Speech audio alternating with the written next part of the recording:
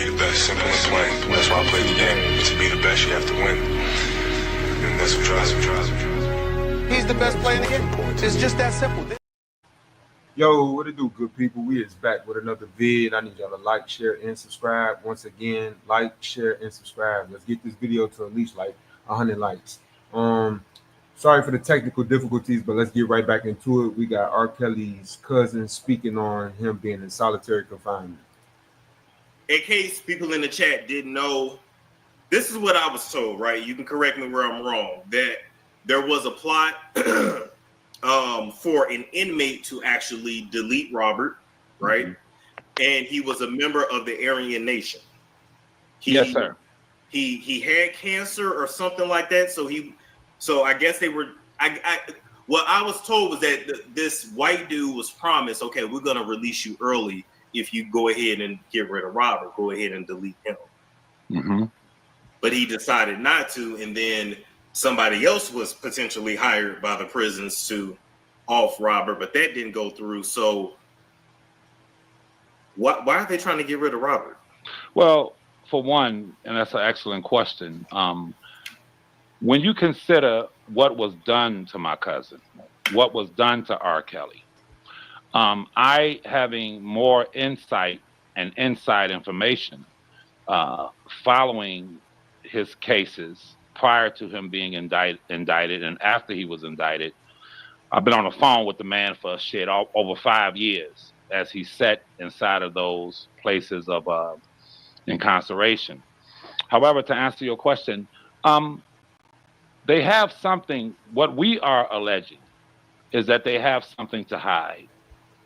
Not only do they have something to hide in the way of the wrongful prosecution of prosecutions of R. Kelly, they have something to hide when it comes to the actual cover-ups that have taken place. So once it is exposed, once it is revealed, we're talking about something that will turn the whole entire, this is what we believe, something that will turn the entire American or United States Justice Department upside down, inside out. However, because we have a president who is now cognizant, of what kind of corruption and the level of high corruption that exists within the various justice departments throughout America, President Trump, we feel that we're very encouraged, and we feel that he will offer Robert some relief.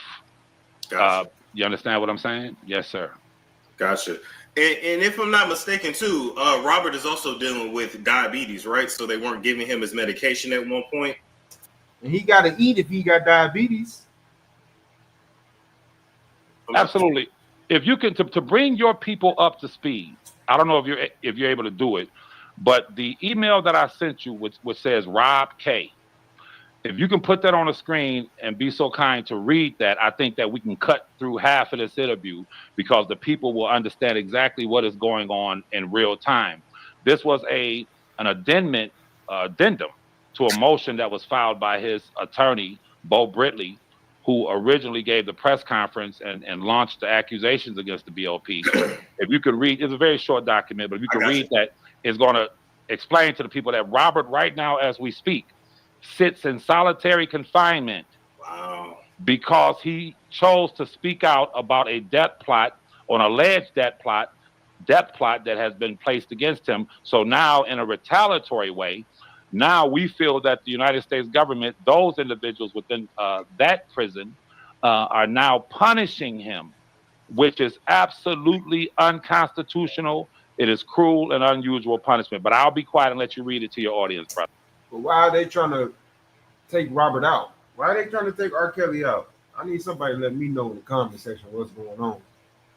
Is it something R. Kelly knows? Is it something that he knows? Okay, so it says supplement to emergency motion for temporary furlough.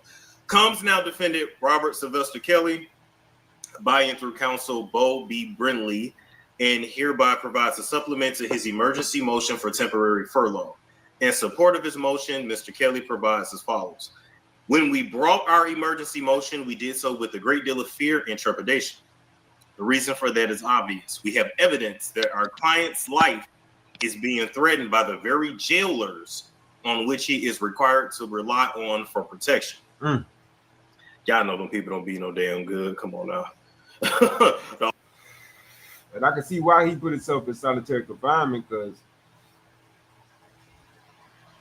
well, I ain't gonna say he put himself there, but he can't trust that. The food they giving him, he can't trust none of that. Audience, y'all already know how it goes down in these prisons. Shit's sad. Because of the imminency of the increasing threat, we had no choice but to act now and place this matter before the court. Mr. Kelly's life could depend on it. We faced the risk that Mr. Kelly could be killed by persons who believed they could get away with it behind the shadow of prison walls. We brought a public filing and sought the intervention of this court to let them know that there is no more darkness as now the world is watching. This was the best means we have of protecting our client. However, at the same time that we brought our motion to protect our client's life, we feared the likely retaliation from the Bureau of Prisons. Wasn't this the same place that gave them emails to a certain blogger? Yep. And I'm gonna say her name, Tasha K. Hey, y'all share this live and hit the like button. You talk about Tasha K. Absolutely. Oh man. Same administrators. Golly. And then the lady retired, right? Or she disappeared, something like that? She was allowed to retire and just go off into the sunset. Wow. Within hours of filing our motion, that retaliation began. According to the evidence we presented, Mr. Kelly is the victim of a deletion plot orchestrated by officials in the Bureau of Prisons. He did not make these allegations. The white supremacists sent to kill him did. Michael Glenn Stein set forth his long history of committing acts of violence at the behest of prison officials in exchange for valuable favors. Damn. So that's what they do behind prison walls. Hey, that's what's going on. Y'all think these high-ranking officials is really doing their job, but they doing shit under the table, though. This sounds like some shit in a movie. Absolutely. Okay, keep reading. Michael Glenn Stein revealed that he was sent to Butner for the purpose of deleting R. Kelly. Mr. Kelly did nothing wrong, yet within hours of our filing, Mr. Kelly was placed in solitary confinement. Wow. He has no access to phones to call his family or friends. He has no way to call his lawyer. When they came to take. Now, what this sound like, y'all? This man in solitary confinement. He can't get in contact with nobody, his family, or nothing. So they don't know what's going on with Kells. Pray for Kells, man. Take him to solitary. Mr. Kelly immediately asked to call his lawyer. He was denied that request. After no one heard from him on the evening of June 10th, so that was 3 days ago, 2025, the undersigned's office began making efforts to determine what happened. Prison official refused to tell him whether Mr. Kelly had been placed in solitary confinement. All they would say is that he is still housed in the same facility. After multiple sustained demands, the undersigned. How we know that? How we know he's still in the same facility? And finally got a legal call with Mr. Kelly on the morning of June 11th. It was only then that the circumstances Mr. Kelly faces were brought to his attention. Mr. Kelly is now living in solitary confinement. He cannot call his family. He cannot eat his own food from his locker, which is purchased from commissary. So what, do they just bring him like that one meal a day through the slot? Absolutely. Damn. He ain't taking that because he don't know what they putting in it. If they trying to take him out, I wouldn't eat it either. I don't know what y'all putting in there. And that ain't nothing but slop. Shit. Absolutely. Mr. Kelly has spiders crawling over him as he tries to sleep. He is alone in the dark in miserable conditions. Mr. Kelly has not eaten since the afternoon of June 10th. This is because the food they will bring him from the very chow hall about which a prison official warned him before Mr. Kelly even knew anything about Michael Stein. Since that warning, David Keith Harris has come forward and admitted that Lieutenant Teague at Butner directed him to delete Mr. Kelly and Mr. Stein and suggested the poisoning of chow hall food, which is always handled by inmates. Hence, Mr. Kelly is afraid to eat that food, and with good reason. The prison officials refused to let him have his own purchased and sealed food products from his locker, like peanut butter and crackers, and instead he must eat food from the chow hall. Now, why is they doing this to this man? All because he came out and said he feel like somebody trying to plot to take him out. So y'all not gonna let this man eat. Y'all gonna put him in solitary confinement. He requested a bag lunch, which is what is given to prisoners going to court. He was refused that. That left Mr. Kelly with no way to eat without the justifiable fear that his food is being poisoned. Oh, so they literally just want him to die. Bro. Yeah, I mean, yeah, because So he has been without food for 2 days. I was just going to say he can't take his medicine on an empty stomach. Exactly. He is also without his medication. And what's the reason? Because he was the victim of a deletion threat. That makes no sense. He is being housed in the same solitary confinement conditions as inmates who commit the acts of prison violence he fears. He pleaded with the jailers not to take him to the so-called special housing unit, which is another word for solitary confinement. He said he was afraid to go there. He pointed out that Jeffrey Epstein died in solitary confinement. He said that he would feel safer in his room with the door locked. He repeatedly requested to speak to his lawyer. No one listened. Now just think about it. The man got diabetes and he got to take his medication. And he's not eating because he's feared that they'll put something in the food. And they're not letting him eat his own food that he's getting off commissary. So just think about what they're trying to do to the man. This is not done for protection. It is done for punishment. Before his attorney called, Mr. Kelly was told by a prison official that so long as we continue this fight and pursue our motion, things will only get worse for him.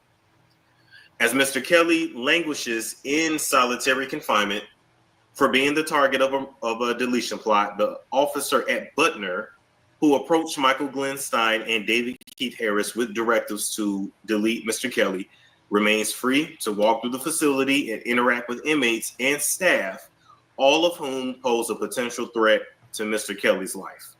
So they letting the same nigga that he said supposedly trying to take him out walk around like ain't nothing happening. That's how you know it's a lot of hands involved in this. A lot of hands is involved in this, if this is true. The cruel and unusual punishment conditions that we identified in our motion are now substantially amplified. Moreover, BOP officials are admittedly retaliating against Mr. Kelly for exercising his right of access to the courts. An inmate's access to the courts is the most fundamental of his rights. All other rights of an inmate are illusory without it, being entirely dependent for their existence on the whim or caprice of the prison warden. And then they cite the Seventh Circuit Court of 1992. And they quote another case from 1973. It says, in keeping with this fundamental right, a prison official may not retaliate against an inmate because he filed grievances under the First Amendment. Manuel versus Nally from 2020. BOP officials have immediately retaliated against Mr. Kelly for petitioning this court for redress of his grievances.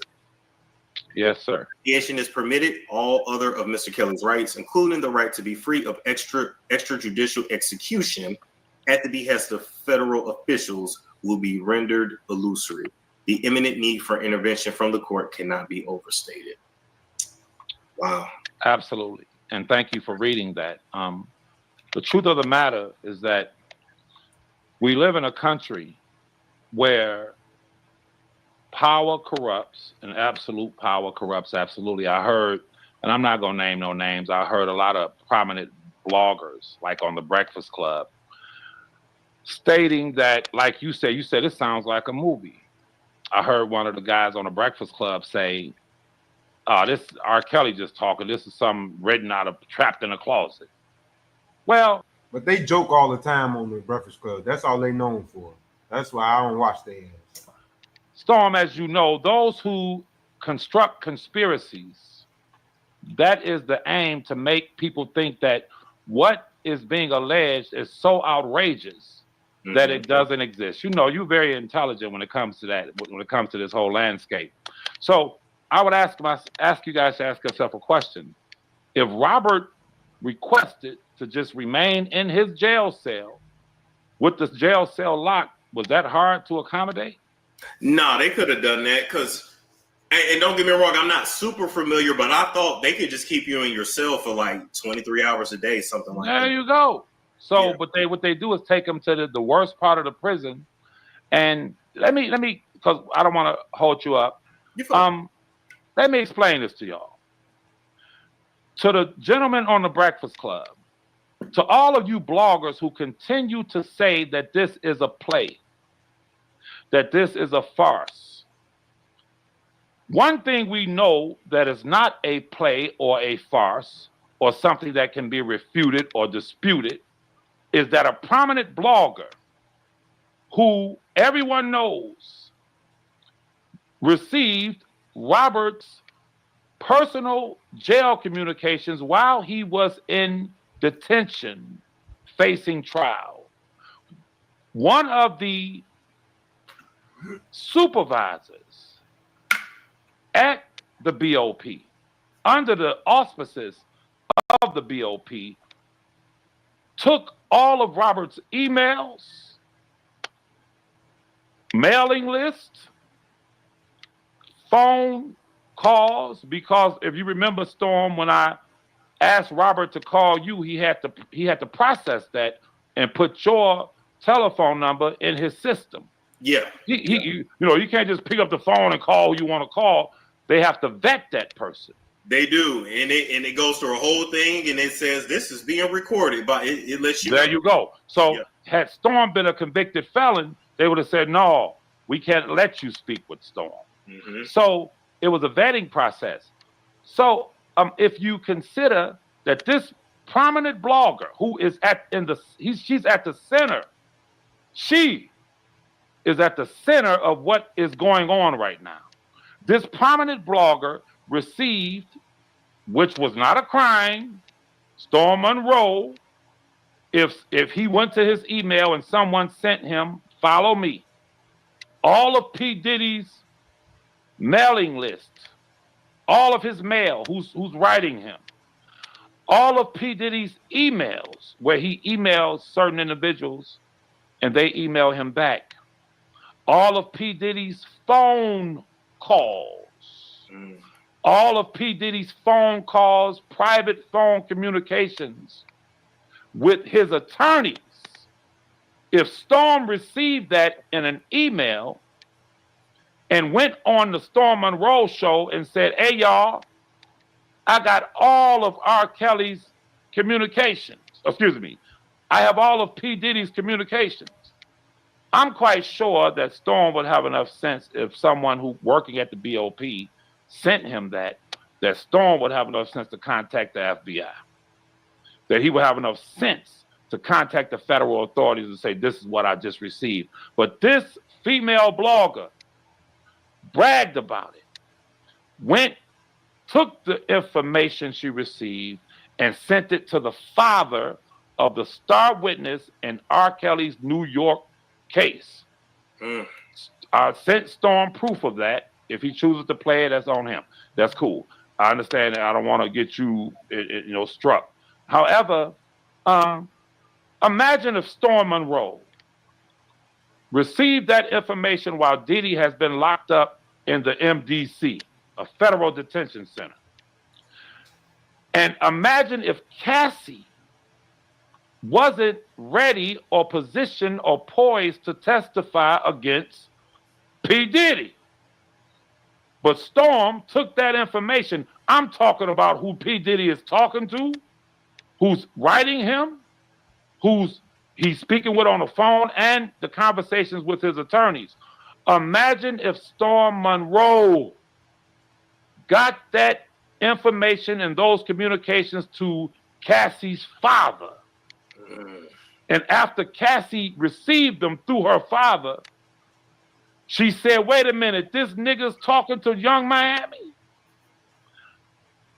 Jane Doe told Robert during one of the visits, I heard what you said to your attorney, Steve Greenberg.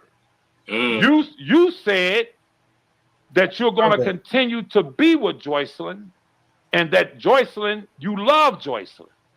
You know what? I'm out. And she testified against Robert. Now, if Storm were to give that information to Cassie's father and Cassie's father gave it to Cassie, and Cassie heard P. Diddy saying how much he loves Young Miami. And as a result of that, Cassie, who was defending Puffy, all of a sudden said, I'm going to testify for the prosecution against Puffy.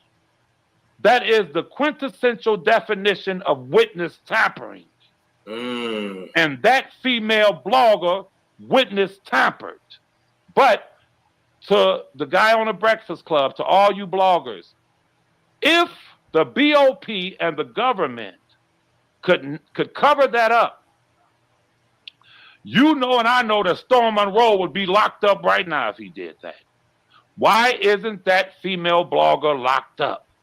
Because they covered it up. They said they all working together. There's a lot of people in this working together. And that lady that sent out the files, she's no longer on the force no more. So how she, like, come on now, that's crazy. So what Robert's attorney, Mr. Bo Bridley, is saying is that this is so egregious that if you all knew what really took place, it would turn the whole Justice Department upside down. So he alleges, Robert alleges, and I allege that there is a death plot directed towards R. Kelly because they don't want you people to know what I just told you, and that's only 20% of what has taken place, brother. Go ahead, bro. I was gonna say if Robert was, if something was to happen, do we know exactly who to blame at this point? Well, when you talking about a lone assassins, lone wolves, that's an excellent question you just asked me, brother. I'm gonna close out on this because I know we got business to take care of after this, but that's an excellent question. I will answer that by asking you, did Dr. Martin Luther King know who his assassins were before he was assassinated? Did Malcolm X know who his assassinators were before he was assassinated?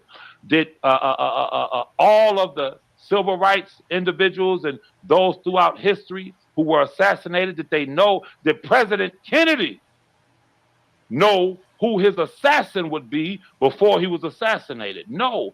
When you're dealing with conspiracies, the individual that is going to take your life, no one knows who they are. But I tell you this, they send back for all of the naysayers and all of the individuals who say this is nothing but a play, this is nothing but a farce. When I heard Attorney Bo Bridley, after speaking with Robert, all Robert said to me was that there's a lot going on and you're about to see. I said, what's going on? He said, I don't want to talk about it, but there's a lot going on. At the time, I was speaking with Robert about asking what's going on. So speaking with Robert, all Robert said to me was that there's a lot going on and you're about to see. I said, what's going on? He said, I don't want to talk about it, but there's a lot going on. At the time, I was speaking with Robert about asking Donald Trump to pardon him based on what we know. Check this out. So as I would speak about Donald Trump, Robert would say to me, don't worry about it. You're about to see is a lot going on. Lo and behold, I'm riding down the street drinking my coffee, and I see Bo Bridley giving a press conference. Attorney Bo Bridley said that there was a death plot against Robert. And he spelled out who was at the head of it. And I understand when it comes to these types of conspiracies or conspiratorial efforts that people are not prone, people be like, oh, that's cap.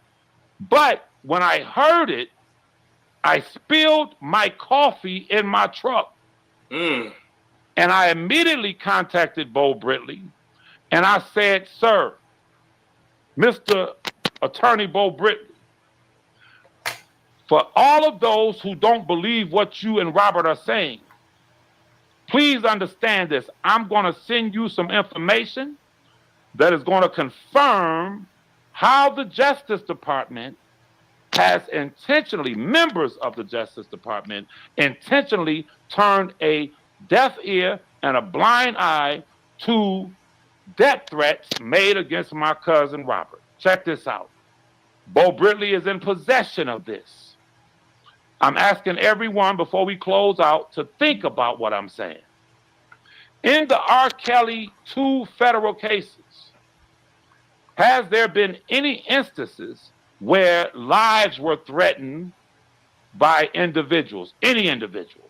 If you Google the name Christopher Gunn, Google Christopher Gunn, R. Kelly female prosecutors. Listen to me, brother. An individual who resides in Bolingbrook, Illinois, whose name is Christopher Gunn, several years ago, about 3 or 4 years ago, threatened to delete the three New York female federal prosecutors in R. Kelly's case. Listen to me. I, being someone who is, there you go, he has it on the screen, R. Kelly fan accused of planning to storm the prosecutor's office. Thank you, Brother Storm. This man's name is Christopher Gunn. I, being right there with Robert, monitoring his cases, I knew that by this individual who was disguising himself as a protester, when he made those threats to delete the 3 New York federal prosecutors in his case, and I want everyone to listen to me, because I don't play no games. I renounced the streets back in 92. I'm a street nigga. But in 92, I let it go. When I saw what this individual did in threatening those prosecutors, me, Levi, Robert's cousin, yes, I contacted the federal authorities. And I said, what this career criminal is doing is definitely an impediment and an obstruct to Robert's freedom, understanding that what he had been doing was a major contributing factor to Robert being denied bond. So Attorney Bo Britley he has all of this information now. Check this out, Brother Storm. So you have it on the screen. He threatened to delete 3 female federal prosecutors in the R. Kelly case in New York. When I turned him into federal authorities, within a week, they showed up to his house in Bolingbrook, Illinois, and put assault rifles to his head, arrested him, indicted him, and drug his ass back to New York. Charged him. He sat on house arrest for almost a year, but they offered him a deferred prosecution agreement. Let me fast forward. Shortly after he completed the deferred prosecution agreement, the same individual, now keep in mind, when he threatened the New York federal prosecutors, they went and arrested him, went to a grand jury, indicted him. Now this is a self-reputed vice lord gang leader. According to him, he's a vice lord gang leader. They didn't play with him. They took him into federal court. Now, shortly after he completed his deferred prosecution agreement, he went back to social media and said in plain and clear language, I am a leading vice lord member, and I'm going to have R. Kelly beaten, killed, and sodomized. Oh, excuse me for saying killed. Deleted and sodomized in that Buckner, North Carolina federal prison, because there are vice lords in there, and I'm going to send a kite to have him deleted, unalived. And that's possible, you know. You get the word through the joint. If you know somebody, they can make it happen. I do. As I explained to Attorney Bo Britley, I sent that, which I sent it to you. I sent that those death threats of having a federal inmate beaten, sodomized, and deleted straight to the federal authorities. I sent it to the FBI. So just think about this. They got all this information. Why are they not trying to do nothing to help this man? They got all this information. Why are they not trying to do nothing to help this man? The FBI agent who was in charge of that, who was appointed that case, assigned that case, contacted me and I spoke with him in depth. He was aware of the fact that this same individual who has a lengthy criminal record, even right now, he is facing trial in Will County, Illinois, for for targeting and harassing a female juror. Same individual, lengthy criminal record, done prison time, prosecuted for shooting at people in a crowd, setting arson. He's an arsonist. So I explained this to that federal agent. Listen to me, y'all. And I don't want none of you niggas to talk to me about telling. I'm not a criminal. I renounced the streets since 92. Hey, Storm, you break in my house, you steal my car, you violate me or my loved ones, I'm going to turn your ass in. You heard me? I ain't on none of that. I ain't with the street code. Because everybody I know who has promoted the street code, they either dead, locked up, cracked out, drugged out. Come on, bro. All that's the past. Check this out, Brother Storm. And Robert's attorney, Bo Britley, has all of this information. I spoke with the federal agent. I can send you our correspondence and confirmation that I spoke with him, but I emailed, we corresponded. Man, keep in mind, they arrested him for threatening the 3 New York federal prosecutors within 5 days.